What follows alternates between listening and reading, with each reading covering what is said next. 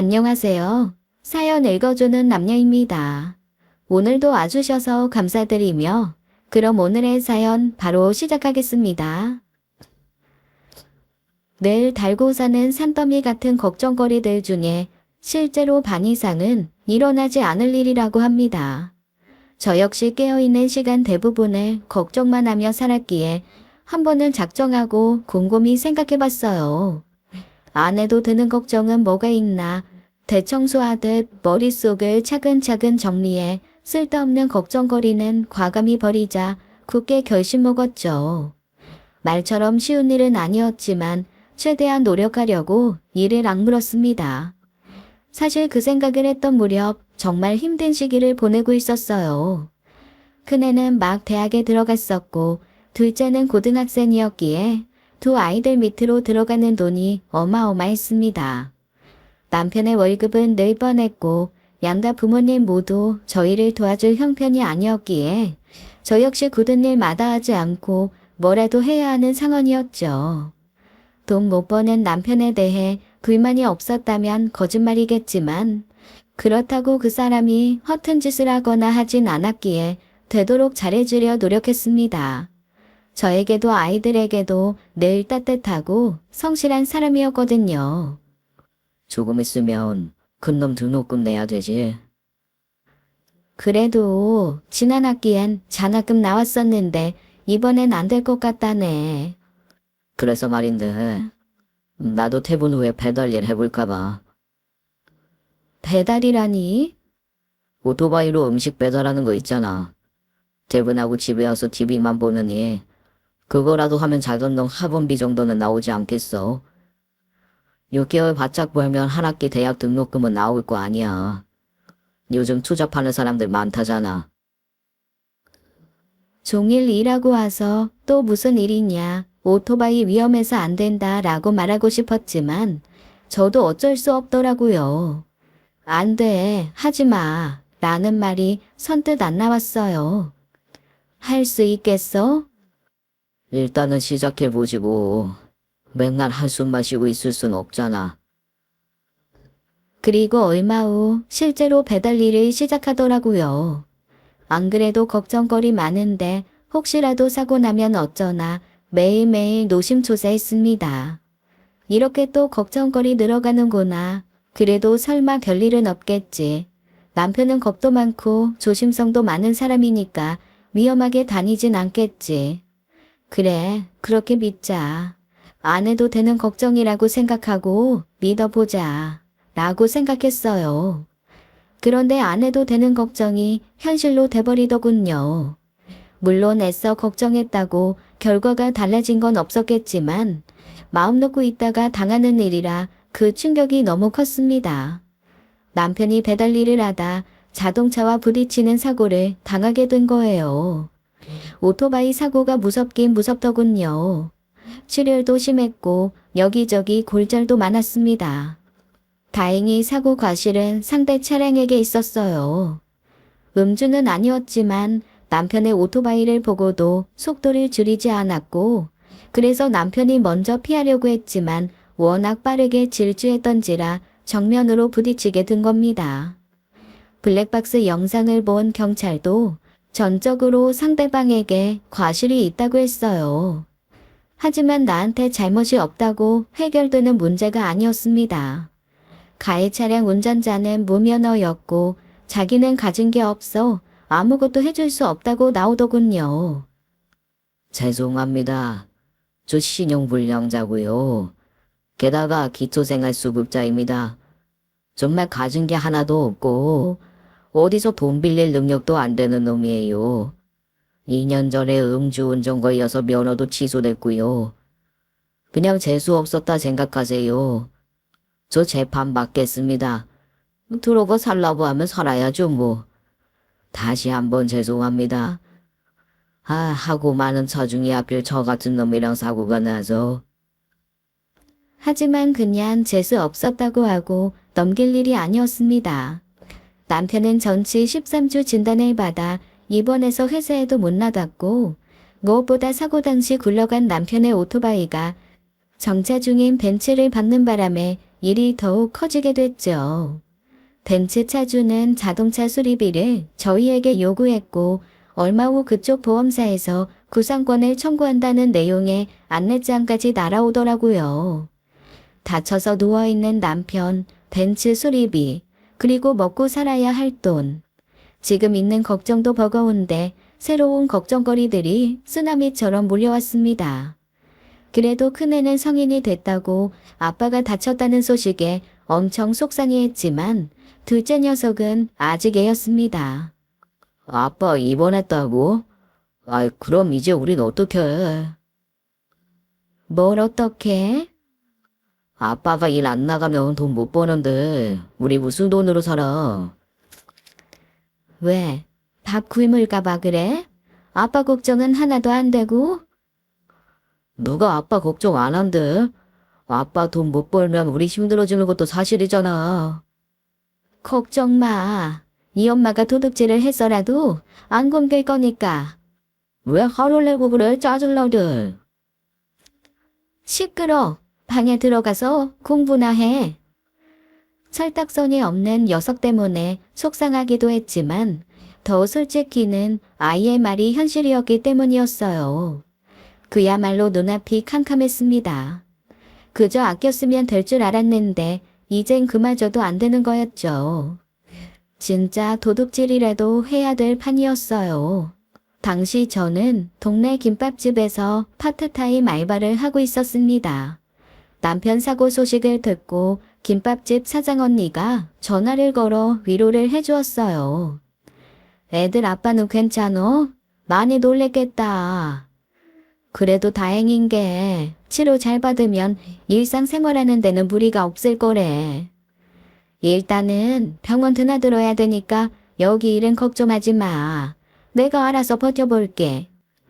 언니, 나도 올해는 못 쉬어요. 당장 돈줄이 끊겨서 뭐라도 해야 되는 상황이거든. 진짜 막일이라도 해야 돼요. 무슨 말인지 알아. 그렇다고 너무 절망하지 마.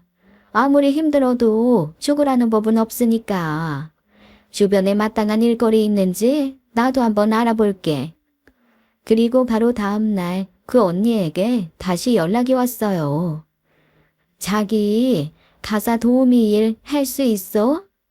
가사 도우미가 다 뭐예요? 더한 것도 할 수 있지. 우리 옆 가게 꽃집 사장님이 소개해 준 곳인데 얘기 들어보니까 식구는 많지 않아서 일이 힘들진 않대. 근데 그 집 여자가 조금 까탈스러운가 봐. 그래서 며칠 일하고 그만두는 사람들이 많다는 거야. 대신 월급이 괜찮아. 주 5일 하루 6시간 일하는데 300이래. 300? 그럼 무조건 해야지. 자세히는 모르겠고 그 집 남자가 사업을 크게 한다는데 아들만 하나 있어서 식구라고 해봤자 꼴랑 셋인 거지. 그래서 일거리는 많지 않을 거야. 식구 많아도 해야지. 나 무조건 한다고 전해줘요. 알겠어. 그러면 자기 연락처 전달할게. 다음 날 바로 그 까탈스럽다는 사모님으로부터 연락이 왔고 곧바로 방문을 하겠다 했습니다. 가는 길에 이런저런 생각이 들더군요. 남의 집 일하겠다고 오는 사람이면 다들 나처럼 한푼이 아쉬운 사람들일 텐데 집주인 성격이 얼마나 까칠하면 며칠하고 그만둘까? 과연 나는 잘 버틸 수 있을까? 솔직히 겁이 많이 나긴 했지만 그래도 애써 다짐했습니다. 참아야 된다. 버텨야 된다. 더러운 꼴 당하더라도 그러려니 해야 된다. 지금 나에게 가장 필요 없는 것은 자존심이다. 돈 많은 집이라 그런지 딸랑 세 식구 사는데도 집이 엄청 넓더라고요.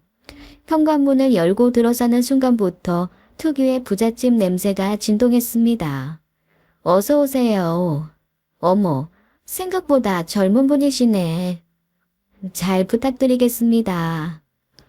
어쩌면 나랑은 딴 세상에 사는 사람이라 갑자기 주눅이 들어서 고개도 제대로 못 들겠더군요.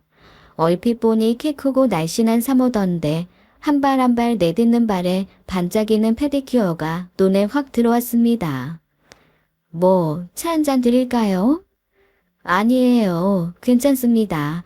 일하러 온 건데요, 뭐. 간단히 설명하자면 집에서 밥 먹는 사람이 거의 없어서 특별한 날 빼고는 평소엔 음식 신경 안 써도 돼요. 냉장고에 과일 떨어지는 일만 없게 해주시면 되고 그냥 청소만 확실하게 신경 써주시면 되는데요. 저는 사모가 얘기하는 동안 조심스레 집안을 둘러봤습니다. 나는 언제 이런 집에 사나 그런 날이 오기는 할까라는 생각을 하는 순간 사모가 갑자기 말을 멈추더군요. 왜 그런가 싶어 그제야 얼굴을 쳐다봤는데요. 너 맞지? 보통 드라마보다 현실이 더 잔인하다고 하죠. 그런데 그런 일이 저에게 생겨버렸습니다. 아는 사람이더라고요. 그것도 고등학교 동창. 세상에, 어떻게 이렇게 만나니? 나 미선이야. 아니라고 사람 잘못 봤다고 할 수도 없었어요. 당시 많이 친한 사이는 아니었지만 1학년과 3학년 두 번이나 같은 반이었거든요. 그러게 말이다. 어떻게 이렇게 만나게 됐을까? 등에서 식은땀이 확 났습니다. 그동안 딱히 죄짓고 살지 않아서 누굴 만난다고 해도 피할 이유가 하나 없었는데 이런 식의 만남은 정말 잔인했죠. 진짜 상상도 못했던 일이었으니까요. 반갑다. 나는 고등학교 때 애들하고 전혀 연락을 안 해서 다들 어떻게 사는지 몰랐는데 어쩜 여기서 동창을 만날까? 다른 데도 아닌 우리 집에서. 사실 미선이랑은 안 친한 사이를 넘어 조금 불편한 사이였습니다. 학창시절 미선이는 특출나게 예쁘기로 유명했는데 때문에 남학생들과 연애를 많이 했었고 그러다 보니 안 좋은 소문이 많았거든요. 실제로 큰 사건 하나도 있었는데요. 미선이를 두고 서로 남학생 둘이 서로 지여자라면서 친구들까지 데려와 대판 싸운 적이 있었죠. 거의 패싸움 수준으로 커져서 당시에 경찰차까지 왔었습니다. 그리고 결국 그중 한 명과 공식적인 커플이 됐었죠. 몇 달간 교복 차림으로 서로 팔짱을 낀 채 온 동네를 싸돌아다녔습니다. 길거리에서 뽀뽀하고 껴안고 있던 장면도 여러 번 봤고요. 야야, 웬일이니? 미선이 남자친구 바뀌었나 봐. 왜? 그게 무슨 말이야? 어제 학교 끝나고 가는데 어떤 차가 와서 걔 데리고 가더라. 요즘엔 대학생 만나나 봐. 대학생 맞아? 혹시 나이 많은 남자랑 원조 교제하는 거 아니야? 그럴 수도 있지. 걔는 그러고도 남을걸? 실제로 원조 교제를 했는지는 모르겠어요. 하지만 당시에 이 남자 저 남자 만났던 건 사실이었죠. 그래서 딱히 친구가 없었고 다른 애들은 미선이가 지나갈 때마다 수군대기도 하고 대놓고 놀리기도 했거든요. 옛날에 우리 할머니가 그랬어. 여자는 얼굴만 예쁘면 된다고. 그래야 돈 많은 남자 만난다고. 그럼 미선이 쟤도 돈 많은 남자 만나겠네. 좋겠다. 당시 저는 대놓고 놀리진 않았지만 저 역시 미선이를 좋은 시선으로 보진 않았습니다. 아마 본인도 느꼈을 거예요. 그런데 20년 만에 이렇게 만나게 되니 오는 길에 냅다 버렸던 자존심이 다시 스물스물 올라오면서 당장이라도 도망가고 싶었습니다.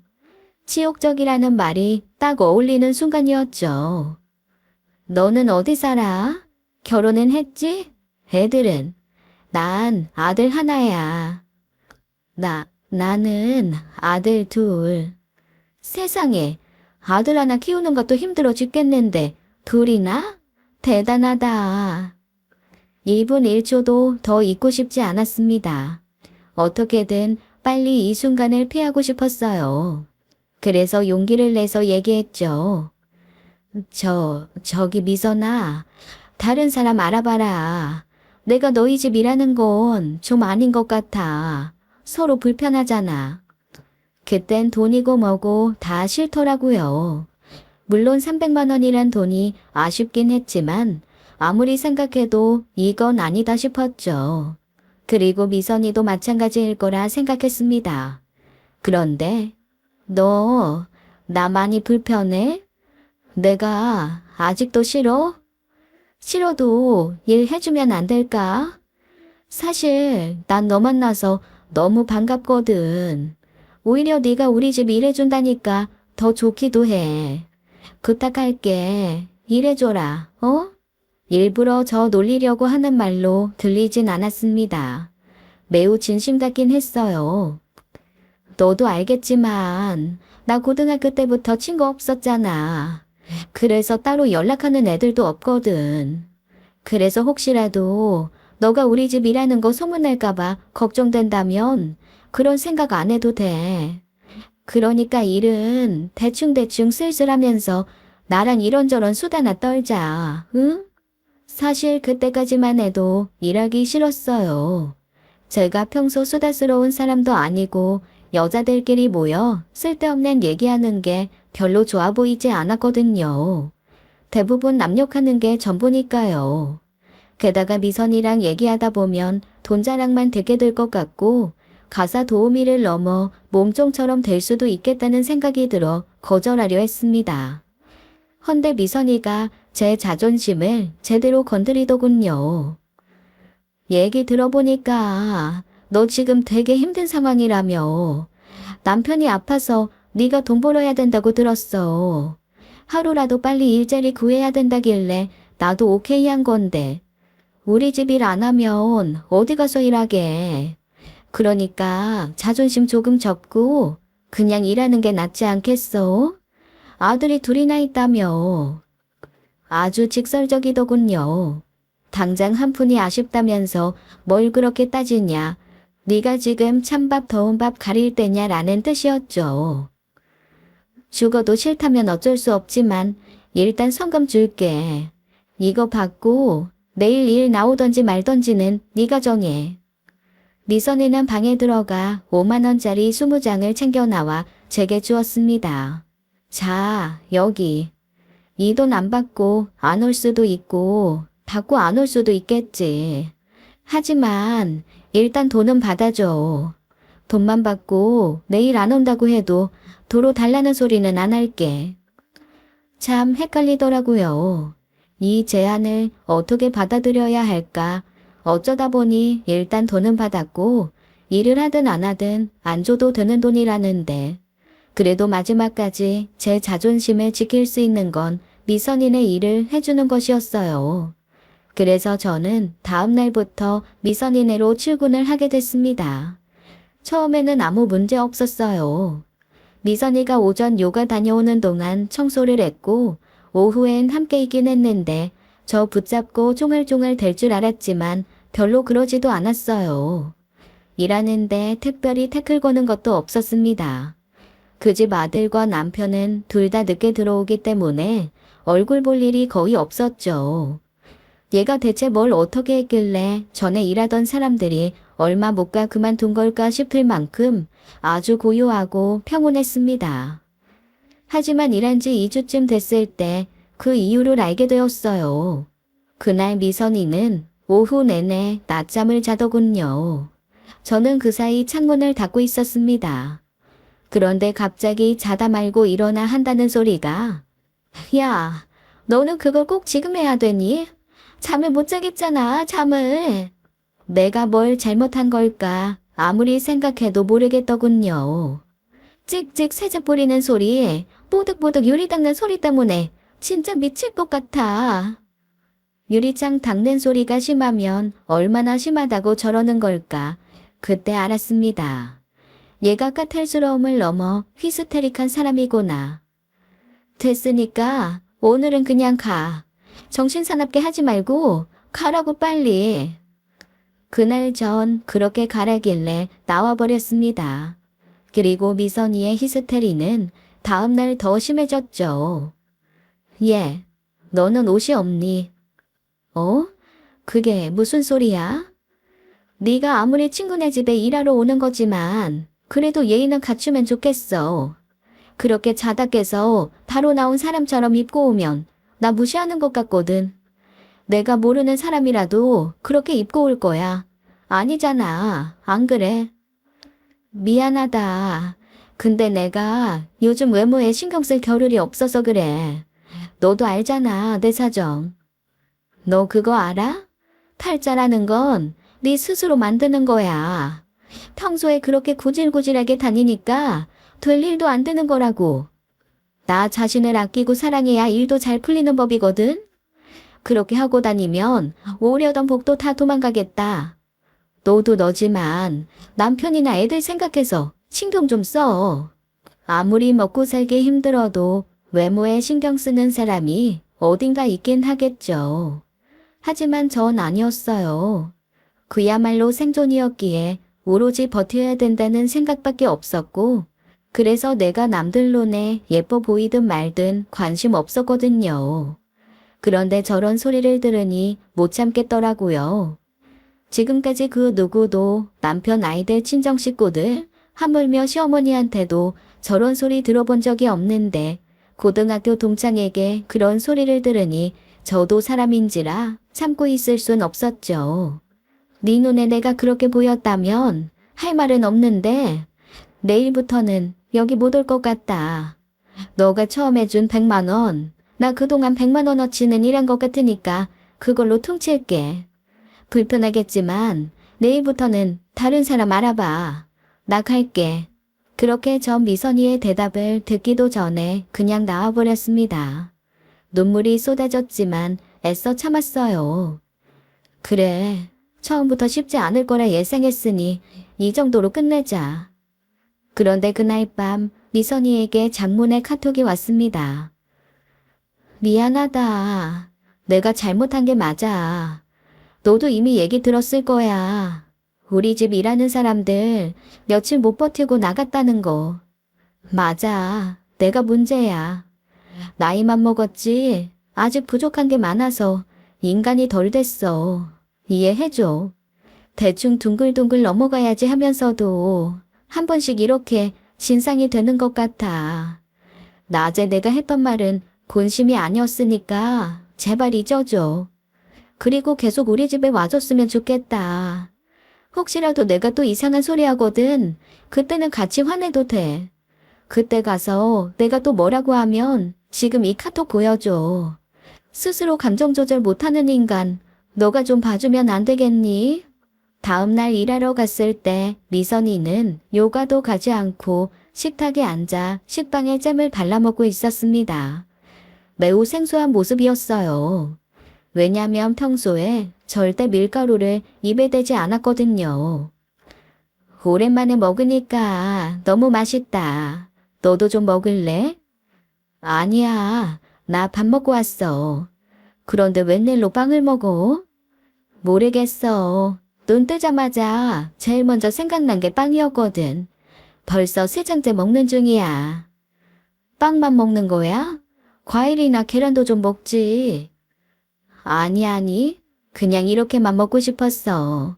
맞다. 그리고 오늘 서재 청소해달라던데?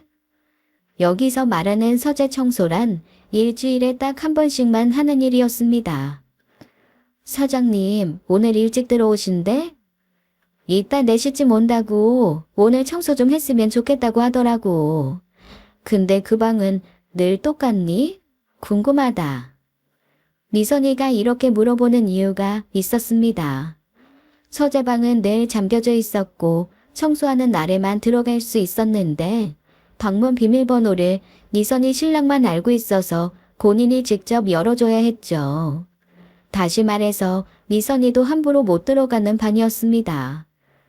별거 없어. 책상 있고 컴퓨터 한 대 있고 위스키 몇 병 정도?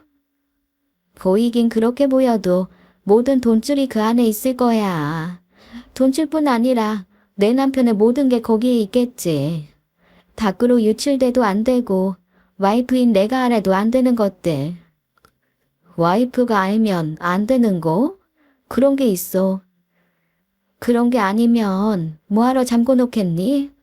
실제로 그날 미선이 남편은 일찍 귀가를 했고 저에게 청소를 부탁하며 서재문을 열어주더군요. 다시 봐도 늘 같았습니다. 솔직히 청소할 것도 없었어요. 대충 먼지나 털고 청소기 한번 밀고 물걸레질하는 게 전부였죠. 늘 정리정돈이 잘 된 방이라 특별히 치우고 말고 할 것도 없었습니다. 쓰레기조차 나오지 않았으니까요. 그 후 2주 정도는 서재 청소를 부탁하지 않았습니다. 그러던 어느 날, 너 이따 서재 청소해야 돼. 네 남편 몇 시쯤 들어온대? 그건 모르겠고 일찍 온단 말만 했는데 너 이따 청소하면서 우리 남편 사업 비밀 좀 훔쳐와라. 처음엔 농담인 줄 알았습니다. 사업 비밀을 훔쳐오라니 뭔 뻘소린가 했죠. 알았지? 책상 서랍 어딘가에 비밀 장보 같은 거 있을 거야. 그것 좀 훔쳐와. 제대로 훔쳐오면 보너스 줄게. 뭐라는 거야? 왜 나한테 그런 일을 시켜? 글쎄 훔쳐오라면 좀 훔쳐와. 토달지 말고. 한동안 얌전하던 미선이는 또다시 히스테리를 부리기 시작했습니다. 내가 훔쳐오라면 훔쳐올 것이지. 왜 그렇게 따지는 게 많아? 야, 나더러 청소한데 또 청소하고 걸레질한데 또 걸레질하라면 할 수 있어. 근데 훔치라니? 그게 친구한테, 아니, 가사 도우미한테 할 소리니? 그러다 걸리면 나만 도둑년 되는 거잖아. 내가 남의 집 금고를 털라고 했니? 아니면 사람을 죽이고 오라고 했니? 그 방에 너만 들어갈 수 있으니까 사정하는 거잖아. 이게 사정하는 거야? 명령이지. 싫어. 난 못해. 순간 자기 분에 못 이겼는지 갑자기 자리에 주저앉아 펑펑 울기 시작하더군요. 미선아, 너희 부부 사이가 어떤지는 잘 모르겠지만 보고 싶은 게 있고 궁금한 게 있으면 남편한테 부탁해. 나한테 이상한 거 시키지 말고. 시끄러. 네가 뭘 한다고 그래.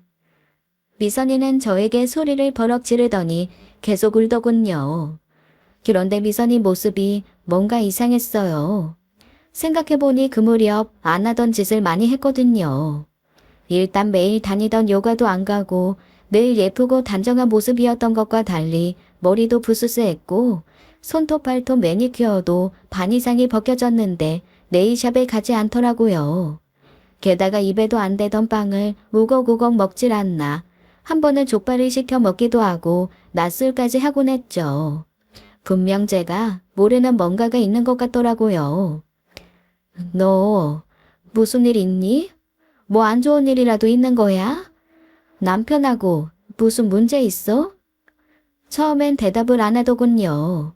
그래서 계속 묻기도 이상해 그냥 모른 척 하려고 했는데요. 남편하고 무슨 문제 있냐고? 늘 있었지. 아니다. 문제라고 할 것도 없다. 대화 자체를 안 하니까. 그동안 거의 매일 일을 다니면서 미선이 남편 얼굴을 본 건 서재 청소하는 날뿐이었습니다. 미선이 남편은 나이가 꽤 많아 보였어요. 둘이 어떻게 만나 결혼하게 됐는지 묻진 않았지만 적어도 띠동갑 이상은 차이나 보였고 늘 말수가 없었으니 자기 와이프에게 눈길 한번 주지 않았습니다. 그렇다고 그게 딱히 이상하단 생각은 하지 않았어요. 바쁜 일 하는 남자들 의뢰 그런 사람들이 많고 또 아무리 가사 도우미지만 집안에 객식구가 있으니 눈치 보느라 그러겠구나 생각했죠. 헌데 뭔가 문제가 있긴 했나 봅니다. 미선이가 제게 이상한 일을 부탁하는 데는 그만한 이유가 있었더라고요. 철도 철미한 사람이야. 그렇다고 완벽한 사람이란 뜻은 아니지만 분명 제멋대로 살긴 하는데 전혀 틈을 보이지 않아. 여자가 있어. 분명 있어. 한둘이 아닐 거야. 내가 직접 본 적도 있고 그래서 따져 물었지. 바람 피는 거냐고. 근데 아니래. 내가 이상한 거래. 그렇게 잡아딸 때는 보란 듯이 증거를 들이대야 하잖아. 근데 아무것도 흘리지 않아. 어떻게든 증거를 잡고 싶어도 철저하게 숨겨. 나는 그 증거가 서재에 있다고 생각해. 증거를 잡으면, 그래서 바람피는 게 맞다고 인정하면, 너가 진짜 원하는 게 뭔데? 남편이 바람피는 거 인정하는 거야? 그거 이상이지. 그거 이상이라면 이혼? 내가 남편을 어떻게 만났는지 아니? 솔직히 나 저 사람한테 스폰 받았었어. 물론 그때는 스폰이라고 생각 안 했지.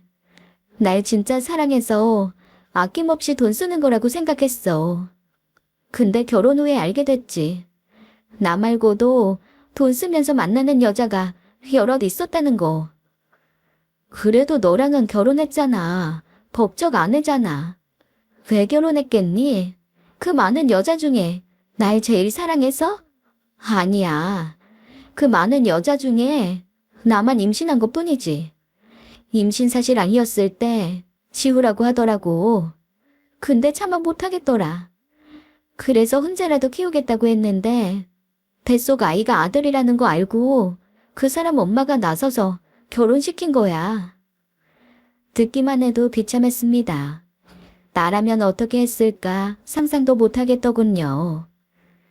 애 때문에 어떻게든 살아야지 했는데 더 이상은 안 되겠어. 그렇다고 그냥 무작정 이혼하자고 하면 돈 몇 푼 주고 애까지 뺏어갈 게 뻔하거든. 돈도 돈이지만 애 때문이라도 저쪽이 유책 배우자라는 거 증명해야 돼. 그 사람 요즘에도 이 여자 저 여자 만나고 다니거든. 부탁할게. 나 좀 도와줘. 아휴, 모르겠다. 솔직히 자신 없어. 너도 알다시피 서재 청소하는 동안 네 남편이 뒤에서 지켜보잖아. 그런 상황에 내가 어떻게 하겠어? 그래, 그건 네 말이 맞다. 미안해. 그냥 나도 답답해서 해본 소리야. 울음은 그쳤지만 눈물로 엉망이 된 얼굴로 멍하니 창밖을 보는 미선이가 참 안쓰러워 보였습니다. 하지만 제가 해줄 수 있는 일은 없었어요. 청소해주고 빨래해주고 그게 전부였죠. 그 집 남편은 5시쯤 들어왔습니다. 늘 그렇듯 저에게 목례만 하고 방에 들어가 옷을 갈아입더군요. 그리고 바로 나와서 서재문을 열어주었습니다. 저는 늘 하던 대로 청소를 시작했어요. 책상에 먼지를 털고 책상 위를 닦고 컴퓨터 모니터에 낀 먼지도 닦아냈습니다. 그러다 무의식적으로 책상 서랍에 손을 댔는데 어라? 쓱 열리더군요. 어쩌면 미선이가 말한 게 이 안에 있을 거란 생각은 했지만 어쩌겠어요. 못 본 척 해야겠죠. 그런데 무슨 용기가 났을까요? 저도 모르게 괜히 책상 위에 놓여있던 서류철 하나를 책상과 벽 사이로 쓱 떨어뜨렸습니다. 어머, 어떡해. 제 말에 미선이 남편이 방으로 들어오더군요. 왜 그러세요? 별거 아닙니다. 서류철 하나가 뒤로 떨어져서요. 제가 꺼내 볼게요. 하지만 책상이 벽에 너무 가까이 붙어 있어 쉽게 빠지지 않더라고요.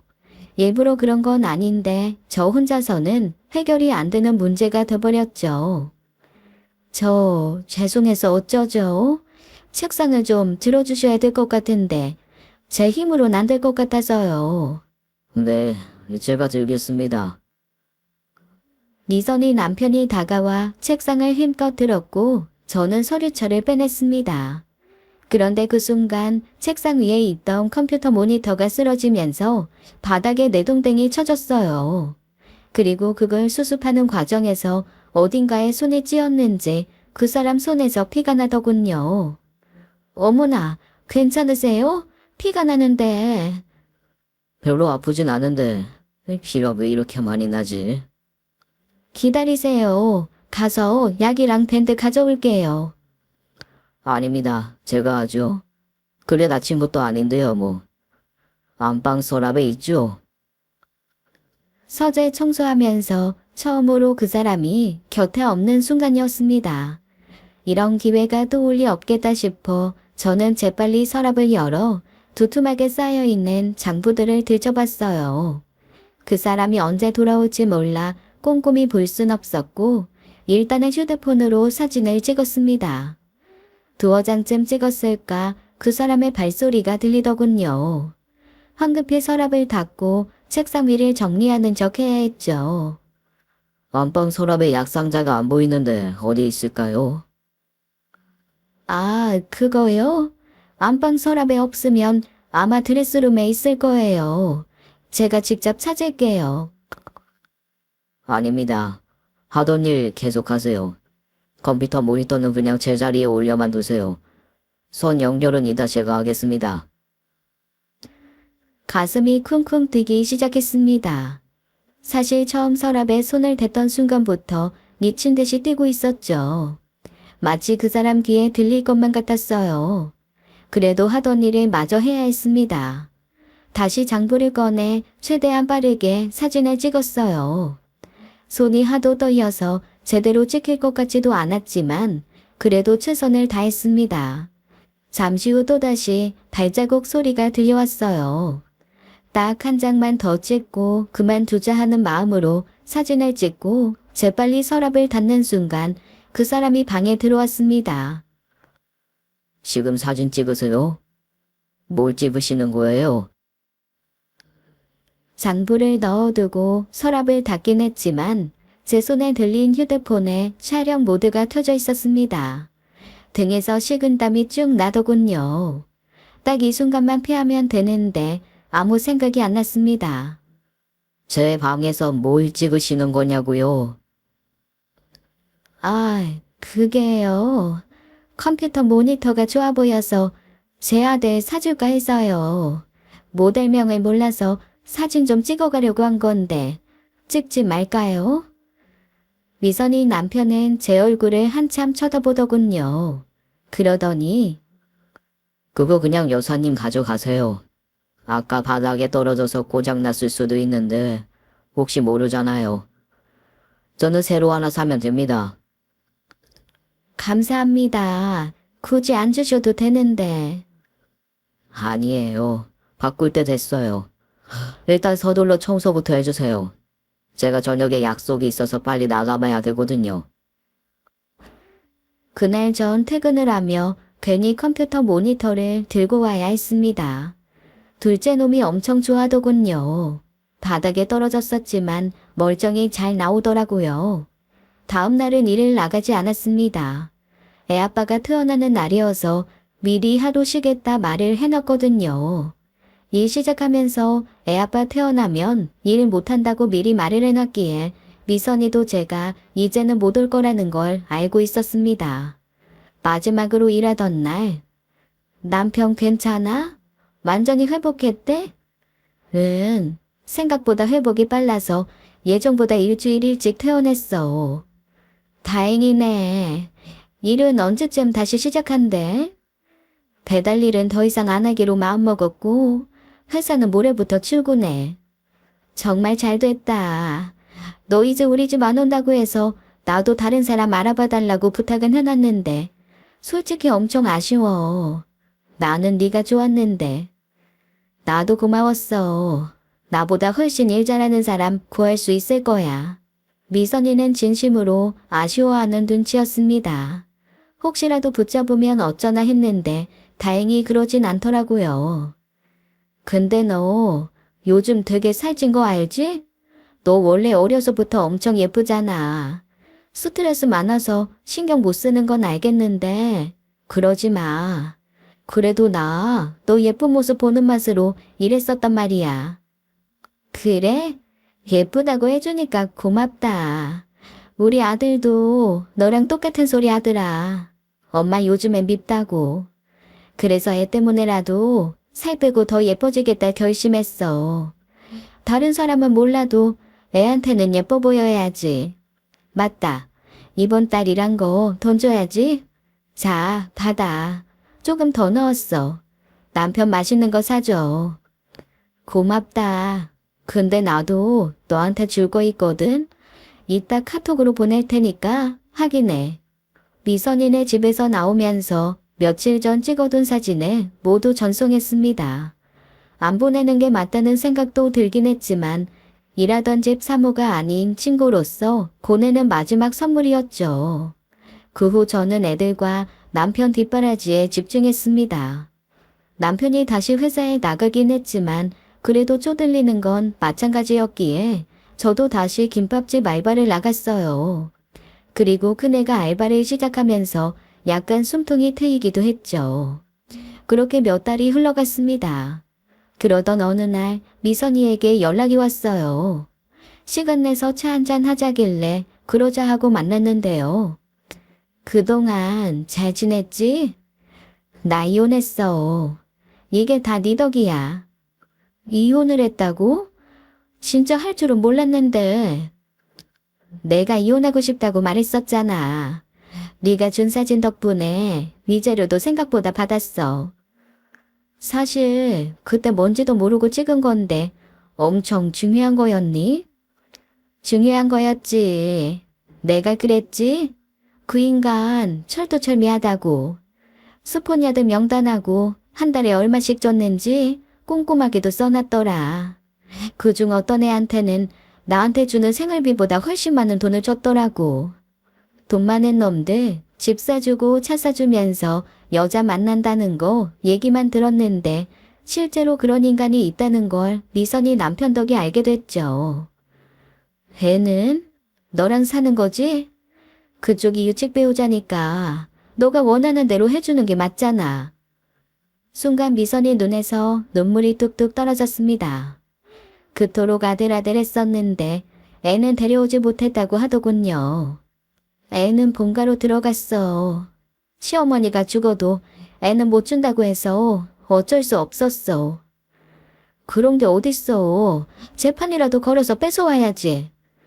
그럴까 했는데 그쪽에서 내 정신 상태를 걸고 넘어지더라. 불안하고 충동적인 엄마 밑에서 애가 어떻게 자라겠냐고. 말도 안 돼. 그럼 여자들 스폰이나 하는 아빠 밑에서는 괜찮대? 그 집안 사람들 중에 대형 로펌 다니는 변호사가 한둘이 아니거든. 어차피 재판에 가도 못 이겨. 그래서 너 지금 혼자 사는 거야? 그래도 가끔 애는 만나. 애가 지 아빠보다 날 더 좋아해줘서 얼마나 고마운지 몰라. 같이 살 때도 지 아빠랑은 말도 거의 안 했거든. 매일매일 연락하고 지내서 그나마 그 힘으로 살고 있어.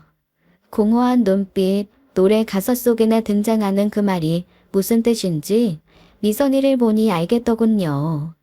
어려서부터 얼굴 하나 믿고 이 남자 저 남자 만난다고 진즉부터 친정 식구들과는 사이가 안 좋았고 그나마 돈 많은 남자랑 결혼해 아들까지 낳았지만 이젠 오롯이 혼자가 됐으니 얼마나 허무하고 헛헛하겠어요. 원래 내가 그렇게 눈물이 많은 사람은 아닌데 이상하게 네 앞에서는 자주 운다. 미안.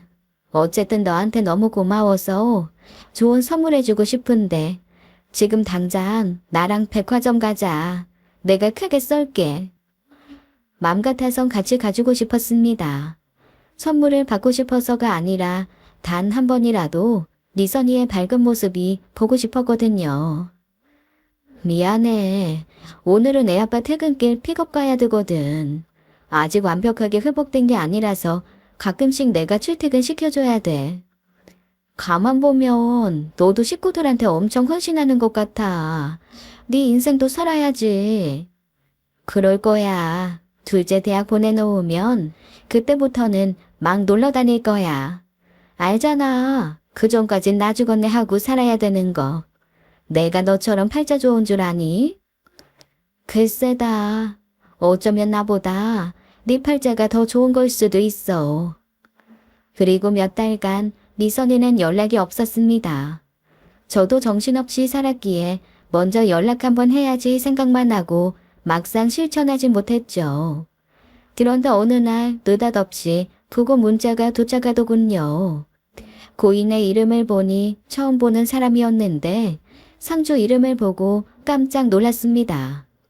미선이와 이혼한 남편 이름이 있더군요.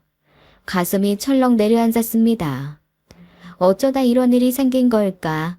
제정신이 아닐 미선이를 생각하니 눈물이 막 쏟아지더라고요. 장례식장으로 달려가 미선이를 만났습니다. 영정 앞에 앉아 넋이 나가 있다가 저를 보고 달려와 껴안더군요. 아무 말도 할 수 없었습니다. 무슨 말을 해도 위로가 될 수 없으니까요. 영정 사진을 보니 너무나도 잘생긴 아이가 환하게 웃고 있었어요. 제 아이들 얼굴이 오버랩되더군요. 만일 나한테 이런 일이 생긴다면 어땠을까 상상조차 안 됐습니다. 미선이는 저를 껴안고 한참을 울었어요. 그리고 아이의 아빠는 구석에 앉아 소주를 마시고 있더군요. 원래 아팠던 건지 아니면 갑작스레 사고를 당한 건지 아무것도 물어볼 수 없었어요. 지난번 미선이를 만났을 때 대학에 수시 합격했다는 얘기까지 들었는데 이제 막 제대로 된 인생 시작하는 아이가 어쩌다 이렇게 된 건지 저 역시도 앞이 안 보일 만큼 눈물이 나더라고요. 미선이는 친구도 거의 없었고 별다른 직장 생활을 하지 않았기에 장례식장을 찾아온 조문객 대부분이 남편의 손님들이었습니다. 때문에 저는 미선이를 위해 오랫동안 자리는 지켜주었죠. 나한테 오는 길이 어때? 엄마한테 간다고 나간 거래. 눈물을 다 쏟고 가까스로 입을 열어 말해주더군요. 나한테 카톡도 했더라고. 근데 나는 술 먹고 자느라 못 봤어. 그걸 미리 봤으면 내가 데리러 갔을 텐데. 그러니까 시댁에 있다가 너 만나러 오는 길에 무슨 일을 당했다는 거야? 대학 들어갔다고 지 아빠가 차를 사줬대. 그 어린애한테 벌써 차를 사주면 어떡해. 나는 몰랐는데 그동안 지 아빠랑 많이 싸웠나 봐. 엄마랑 아빠랑 왜 이혼했는지 다 알더라고. 걔가 그걸 어떻게 알아? 우리끼리 싸우는 소리 들었겠지. 아빠가 엄마 두고 이 여자 저 여자 만나면서 돈 펑펑 쓰고 다닌다는 거 알았으니 얼마나 충격이 크겠어. 다 내 잘못이야. 조금만 더 참을걸. 우리 아들 조금 더 큰 다음에 이혼할걸. 그 생각만 하면 나 정말 미칠 것 같아. 아니야. 그게 왜 네 잘못이야. 딴짓하고 다닌 애 아빠 잘못이지. 아이 아빠는 지금 무슨 생각을 할까? 자기 잘못이란 걸 알까? 아니면 미선이 탓으로 돌릴까? 당장이라도 쫓아가 따귀한테 날리고 싶은 심정이더군요. 자기도 아들 보기 미안했는지 그래서 차를 사준 거래. 할 줄 아는 거라곤 돈 쓰는 것밖에 몰라서 3억짜리 스포츠카를 사줬단다. 미친 인간. 한심하기 짝이 없는 인간이었습니다. 돈지랄하면 마냥 좋아해주는 여자들만 봐와서인지 그게 아들한테도 통할 거라 생각했던 거죠. 3억짜리 차를 사줘도 툴툴대니까 열이 받아 한 소리 했나 봐. 계속 이럴 거면 네 엄마한테 가라고. 안 잡는다고. 그렇게 나한테 오다가 미선이는 제대로 말을 잇지 못했지만 거기까지만 들어도 어느 정도 상상이 되더군요. 운전이 미숙한 아이가 화가 나서 핸들을 잡았으니 제정신이 아니었을 겁니다. 그날 전 미선이 옆에서 밤을 샐 생각을 했었어요. 그런데 잠시 후 미선이 언니와 여동생이 조문을 왔더라고요. 그렇게 전 집으로 돌아왔지만 잠이 오질 않았습니다. 어려서는 너무 예뻐서 질투가 났고 결혼 후엔 떵떵거리며 사는 거 보고 질투가 났는데 그동안 제가 했던 모든 질투가 말도 못하게 후회스러웠어요. 아무리 아쉬운 거 없이 살았다고 해도 믿고 살아온 건 아들 하나였을 텐데 그 아이가 떠났으니 돈이고 뭐고 무슨 소용이겠어요. 그래서 전 영 마음이 쓰여 달인까지 따라갔습니다. 처가 식구라곤 여동생 혼자 와 있던데 저라도 같이 있어주는 게 맞다고 생각했거든요. 달인 끝내고 혼자 있게 해도 될까 모르겠어요. 제정신 아닐 텐데. 제가 같이 있으려고요. 사실 이혼하고 얼마 안 돼서 죽는다고 약 먹은 적 있거든요. 원래 술도 못 마시는 사람인데 거의 매일 술만 마시고. 언니 그냥 냅두면 무슨 짓을 저지를지 몰라요. 다행이네요. 같이 있어줄 동생이 있어서. 제가 집에서 일하는 사람이라 한동안은 24시간 붙어 있으려고요. 결혼한다고 했을 때 그렇게 말렸는데 결국 이렇게 되네요. 아들 발인을 마치고 두어 번 전화 통화를 하긴 했습니다. 하지만 전화할 때마다 너무 울어서 조금 시간을 두고 연락하자 생각했죠. 그런데 한 달 후쯤 전화했더니 없는 번호로 나오더군요. 아마도 아들 일 치르고 전화번호를 바꾼 것 같았어요. 어쨌거나 동생이 옆에 있겠다 했으니 잘 지낼 거라 생각했습니다. 이럴 줄 알았으면 동생 연락처라도 받아올 거라는 생각도 했고요. 그저 언젠간 연락 주겠지. 한 번쯤은 다시 볼 수 있을 거란 기대를 하면서 살았습니다. 그리고 저 역시 둘째 놈 입시 때문에 정신이 없었거든요. 그렇게 1년이 훌쩍 지나고 둘째 대학 입학 후에 마음이 편해져서 잠시 쉬고 있었던 김밥집 알바를 다시 나갔습니다. 맘 같아선 신나게 놀고 싶었지만 마땅히 놀 것도 없고 돈이나 벌자 하는 마음이었거든요. 미선이의 소식을 다시 듣게 된 건 제가 처음 가사 도우미 일을 소개해준 김밥집 사장 언니였습니다. 사실 그때 그 집이 고등학교 동창 집이란 말을 안 했었어요. 자존심 상하고 혹시라도 그 언니가 미안해할까봐 일부러 모른 척 했는데요. 어느 날 한참 바쁜 점심시간을 끝내고 정리를 하고 있는데 맞다. 자기 몇 년 전에 남편 사고 나서 가사 도우미 나갔던 집 말이야. 응, 꽃집 사장님이 소개해줬던? 알고 보니까 꽃집 사장이 그 집 사모하고 요가 학원에서 알게 된 사이인데 요가 학원 그만두고 연락이 끊겼다가 최근에 다시 만나게 됐대. 최근에 만났다고? 어디서? 그게 대박이야. 절에서 봤대. 절에서? 불공 들이러 갔다가? 꽃집 사장이 돌아가신 친정엄마를 절에 모셔서 오랜만에 찾아갔는데 거기서 그 집 사모를 만난 거지. 근데 거기서 절에 온 사람들한테 절밥 퍼주고 있더래. 생각해보니 미선이가 가끔씩 절에 가긴 했습니다. 어려서부터 친정이 불교를 믿어서 나이 들어서도 가슴이 답답할 때마다 절에 가면 마음이 편안해진다고 했던 기억이 있거든요. 절밥 퍼주고 있었다고? 원래 신자들이 절에서 봉사 같은 거 하고 그러지 않나? 그런 차원이 아니니까 그러지. 그런 차원이 아니면? 머리를 밀었더래. 완전 여승이 된 거지. 흔히 말하는 비구니. 상상도 못한 일이었습니다. 다른 사람도 아닌 미선이가 비구니가 되다니. 어쩌다 그렇게 됐는지 차마 물어보기 그래서 못 본 척하고 돌아왔다는데 완전 대박이지? 고잣집 사모님이 어쩌다 비구니가 됐을까? 그 절 어디래? 거기? 잠깐만, 내가 꽃집 사장한테 물어볼게. 미선이가 있다는 절은 서울에서 2시간 거리에 있는 곳이었습니다. 검색해보니 사찰 중에 비구니 사찰이란 곳이 따로 있었고 미선이가 있다는 곳도 비구니 사찰이었어요. 정말 그 사람이 미선이가 맞다면 어떻게든 만나고 싶더라고요. 저는 평소에 종교가 없어서 교회도 절도 거의 가본 적이 없었습니다. 그러다 처음으로 절을 찾게 된 거죠. 오로지 친구를 만나기 위해서요.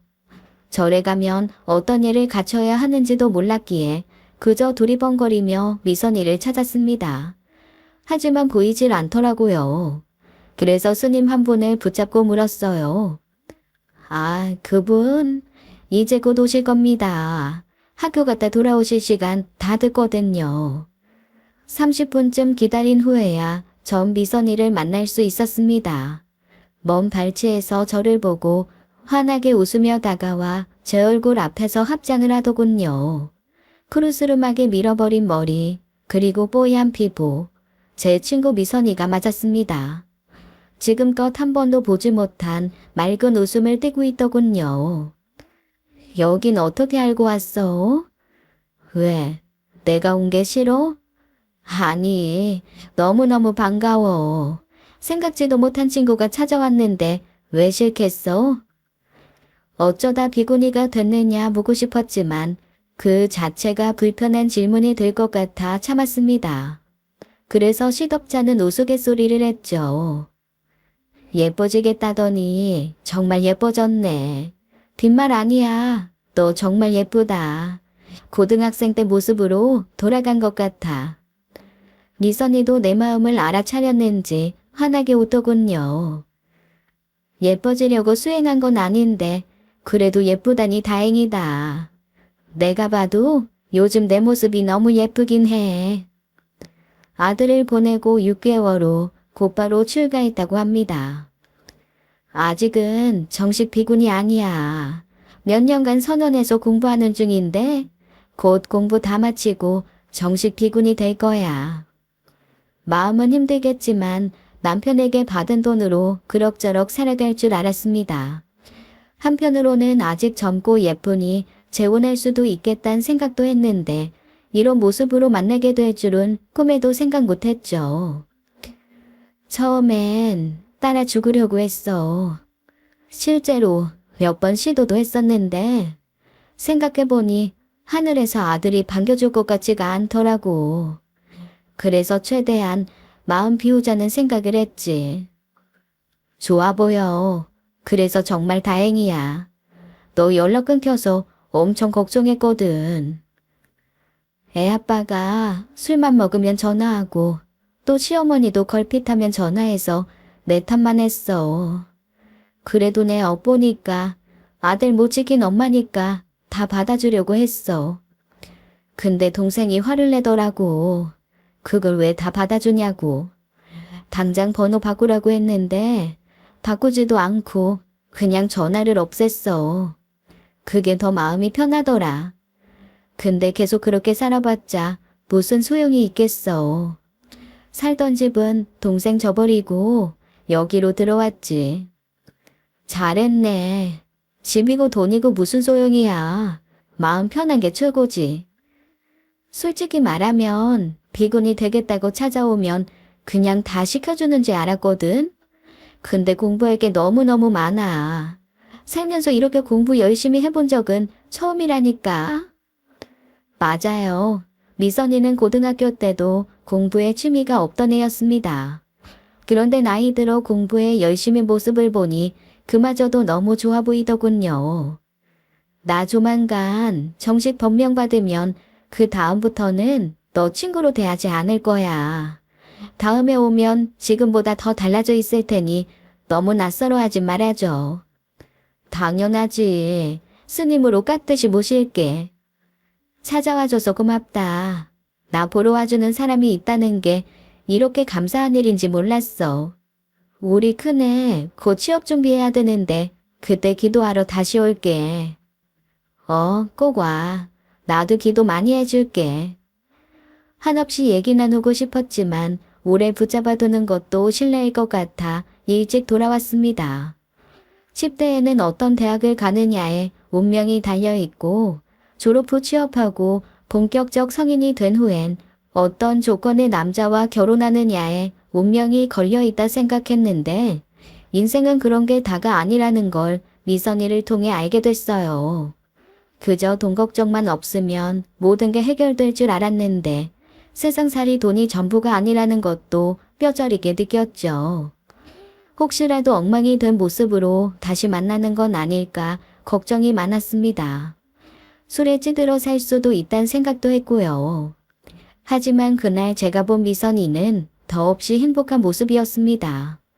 늘 마음 한구석 차지하고 있던 걱정이 싹 가셔서 돌아오는 길이 참 가벼웠습니다.